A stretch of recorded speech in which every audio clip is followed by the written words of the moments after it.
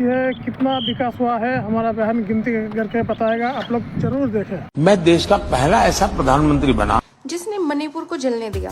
मैं देश का पहला ऐसा प्रधानमंत्री बना जिसने बीफ एक्सपोर्ट्स करने वाली कंपनी से भी चंदा लिया। मैं देश का पहला ऐसा प्रधानमंत्री बना जिसके आने के बाद पुलवामा अटैक हुआ और देश के 40 से ज्यादा जवान शहीद हो गए।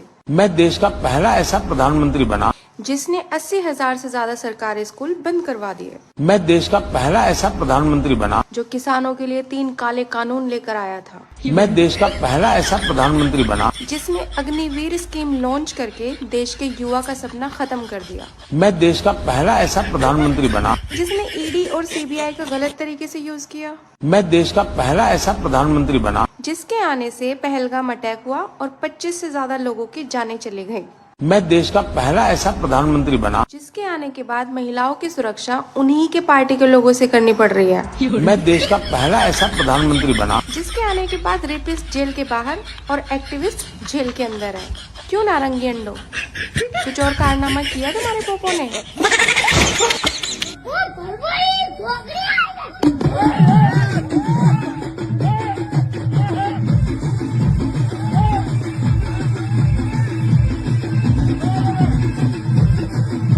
हमारी माता है, जन्म जन्म का नाता है।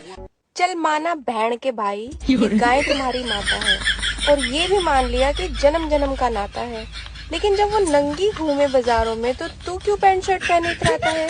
खुद ताजा सब्जियां खाता है, मटर पनीर तक उड़ाता है। वो तुम्हारी माँ खाना खाए नाली में तो तू शर्म से क्यों नहीं मर जाता है? मुल्ले इसको काट के खाएं तो आस्था आस्था चिल्लाता है। जब सरकार इसको काटकर विदेशों में भेजे तो इस पर अपना खून क्यों नहीं खौलाता है? और बैंड के घोड़े ये राजनीतिक माता है, इसलिए मुसलमानों के खा लेने पर दहाड़ मारता है और सरकार के काटने पर कुत्ते की तरह पिछवाड़े में पूंछ दबा लेता है। खैर, जब तू गाय को माता बोलता है तो सांड रो रो कर कहता है। दुनिया हराम को उसको बोलती है जो अपने बाप का नाम छुपाता है। और जब माँ मान ही लिया है